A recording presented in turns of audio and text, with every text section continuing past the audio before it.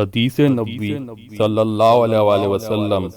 حضرت ابو سعید رضی اللہ تعالیٰ عنہ فرماتے ہیں کہ ہم مسیح دجال کا ذکر کر رہے تھے، اتنے میں رسول اللہ صلی اللہ علیہ وآلہ وسلم تشریف لائے اور فرمایا کہ کیا میں تمہیں دجال کے فتنے سے زیادہ خطرناک بات سے آگاہ نہ کروں؟ ہم نے عرض کیا ضرور یا رسول اللہ صلی اللہ علیہ وآلہ وسلم۔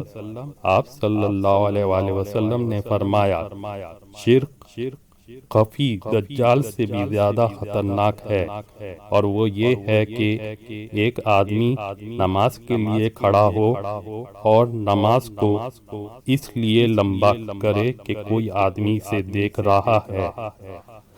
حدیث نبوی صلی اللہ علیہ وآلہ وسلم۔ رسول اللہ صلی اللہ علیہ وآلہ وسلم نے فرمایا کہ خیرات کو مت روک، ورنہ تیرا رزق بھی روک دیا جائے گا۔ حدیث نبوی صلی اللہ علیہ وآلہ وسلم۔